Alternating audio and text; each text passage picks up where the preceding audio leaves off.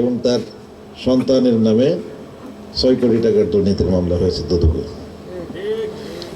এই মামলাগুলো কিন্তু আমরা করি নাই, তখন তো আমাদের সরকার ছিল না। তাদের সময়ে তাদের সরকারের আমলে দুদকে করেছে।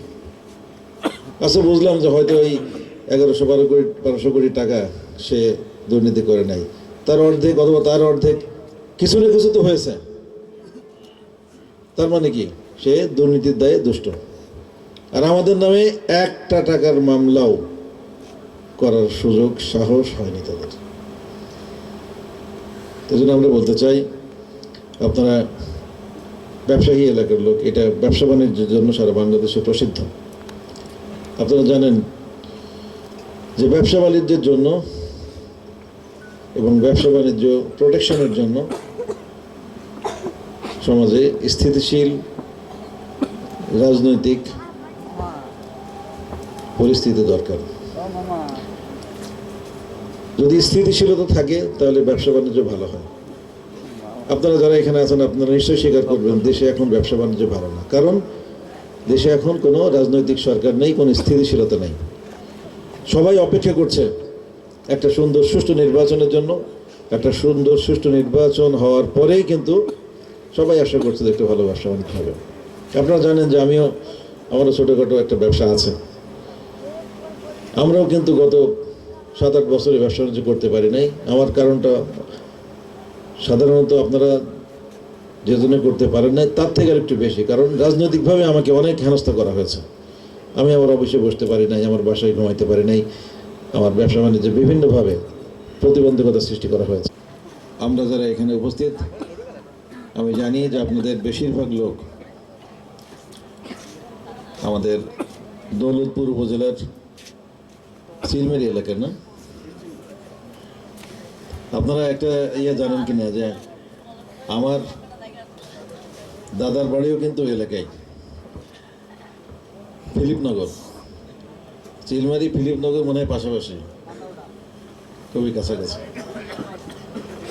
এই জন্য বিগত উপজেলা নির্বাচনে, এটা মনে হয় 8 নম্বর ওয়ার্ড না, 9 নম্বর, এই 9 নম্বর ওয়ার্ডে আমি প্রচুর ভোট পেয়েছিলাম। শুধুমাত্র আমার বাড়ি মানে আমার দাদার বাড়ি এই দৌলতপুর হওয়ার কারণে।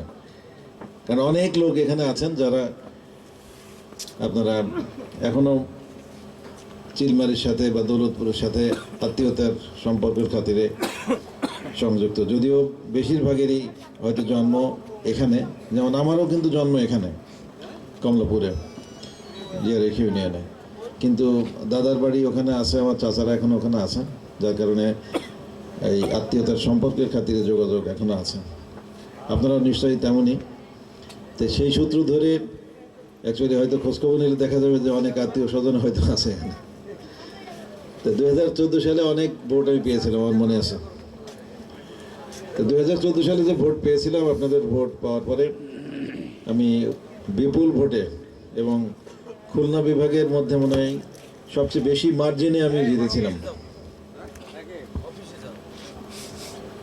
আমি উপজেলা চেয়ারম্যান নির্বাচিত হওয়ার পরে আমি খুব ভালোভাবে কিন্তু চেয়ারে বসতে পারি নাই। 1 বছরের মাথায় আমার নামে মিথ্যা গায়েবী মামলা দিয়ে আমাকে সাসপেন্ড করা হয়েছিল। আমি সেই সাসপেনশনের বিরুদ্ধে রিট করে আমি আবার আমার চেয়ার পেয়ে পেয়েছিলাম, কিন্তু তারা আবারও আমাকে সাসপেন্ড করে। এইভাবে প্রতি 6 মাস অন্তর অন্তর রিট করে আমাকে টিকে থাকতে হয়েছিল।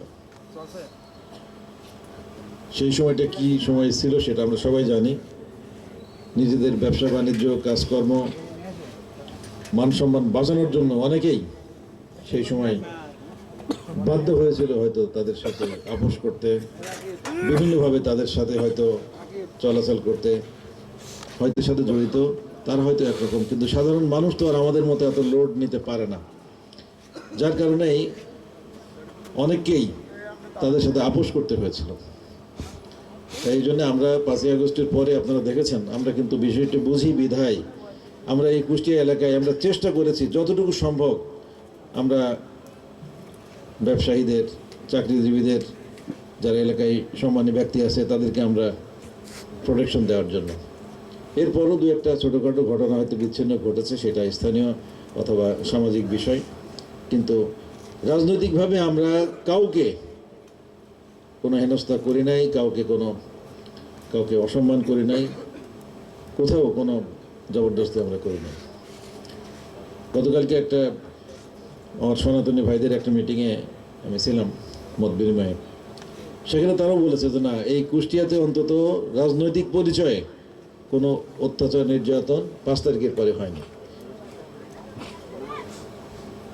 যেটা হয়েছে সারা বাংলাদেশে এবং কুষ্টিয়াতেও কিছু কিছু, সেটা নিতান্তই যেটা বললাম যে ব্যক্তিগত কারণে। যেমন আপনারা জানেন যে এখানে আমাদের আগে যে এমপি সাহেব ছিল, ওনার এবং ওনার ভাইয়ের বাড়িঘর ভেঙে ফেলেছে, ক্ষতি করা হয়েছে। কিন্তু ভিতরের খবরটা এরকম যে আমরা কিন্তু 5 তারিখে ওখানে যাওয়ার আগেই ওই বাড়িঘর ভাঙা হয়ে গেছে। এবং এটা করেছে কারা জানেন? যে ওনাদের যে সমস্ত লোক, ওনাদের নিজেদের দলের লোক, ওনাদের দ্বারা নির্যাতিত ছিল, নিপীড়িত ছিল, তারাই কিন্তু আমাদের যাওয়ার আগে তারাই করছে এগুলো। আমাদের নেতাকর্মীরা যে ওই পর্যন্ত যেতে পারে নাই। তাই জন্য এটা যারা অত্যাচার নির্যাতন করে, নিপীড়ন করে, এটা অত্যাচার নির্যাতন নিপীড়ন করে আসলে বেশি দিন টিকে থাকা যায় না। এবং এটা আমাদের জন্য এবং যারা আমরা রাজনীতি করি সবার জন্য একটা শিক্ষা। জন্য এই সমস্ত অত্যাচার নির্যাতন নিপীড়ন থেকে বেঁচে থাকা দরকার। আমি যেটা বলছিলাম যে আপনারা আমাকে যেভাবে ভোট দিয়ে উপজেলা চেয়ারম্যান নির্বাচিত করেছিলেন, আমি কিন্তু আপনাদের ভোটের আমানত আমি রেখেছি।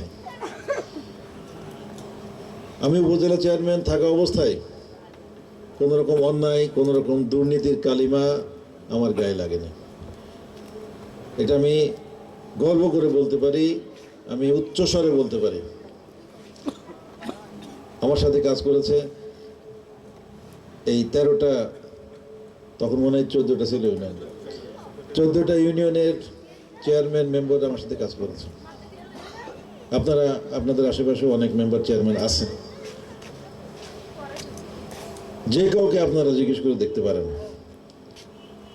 একজন লোক যদি বলে যে চেয়ারম্যান থাকা অবস্থায় জাকির সরকার কোনো টিআর, কোনো কাবিখা, কারো ফাইল আটকিয়ে কোনো কাজের পার্সেন্টেজ হিসেবে 1 টাকা নিয়েছে, তাহলে আমি আর কোনোদিন আপনাদের সামনে ভোট চাইতে আসবো না। কিন্তু আপনারা জানেন আমার পরেও একজন চেয়ারম্যান ছিল, মাত্র 3.5 বছরের মাথায় তার নামে সরকার আসুক এবং যারা ব্যবসা বান্ধব, যারা ব্যবসা বাণিজ্যের উন্নতি চাই, যারা দেশের ডেভেলপমেন্ট চাই, এরকম একটা সরকার আসুক। আপনারা জানেন যে দেশে ব্যবসা বাণিজ্যের উন্নয়ন করেছে, কৃষির উন্নয়ন করেছে, মানুষের কাজের ব্যবস্থা করেছে শহীদ রাষ্ট্রপতি জিয়াউর রহমান। শহীদ রাষ্ট্রপতি জিয়াউর রহমান বাংলাদেশে প্রথম গার্মেন্টস শিল্পের সূচনা করেছিলেন। শহীদ রাষ্ট্রপতি জিয়াউর রহমান প্রথম এদেশের ছেলেদের কারিগরি প্রশিক্ষণ দিয়ে বিদেশে পাঠিয়েছিলেন, বিশেষ করে মিডল ইস্টে। শহীদ রাষ্ট্রপতি জিয়াউর রহমান এদেশে প্রথম কৃষি এবং কৃষকের উন্নয়ন করে একটা তলাবিহীন ঝুড়িকে খাদ্যে স্বয়ং সম্পূর্ণ আত্মনির্ভরশীল দেশে পরিণত করেছিলেন, আপনারা জানেন। এবং তারই সুযোগ্য সন্তান দেশনায়ক জনাব তারেক রহমান এই খনি ফ্যাসিস্টদের ধ্বংস করা দেশকে বিনির্মাণের জন্য রাষ্ট্র কাঠামো মেরামতের জন্য 31 দফা ঘোষণা করেছেন। এই 31 দফার মধ্যে উনি পরিষ্কারভাবে বলেছেন যে এই দেশটাকে আবার কিভাবে গড়ে তোলা হবে, কিভাবে আর্থিক সংস্কার হবে, কিভাবে রাজনৈতিক সংস্কার হবে, কিভাবে প্রশাসনিক সংস্কার হবে, কিভাবে এদেশের ধর্ম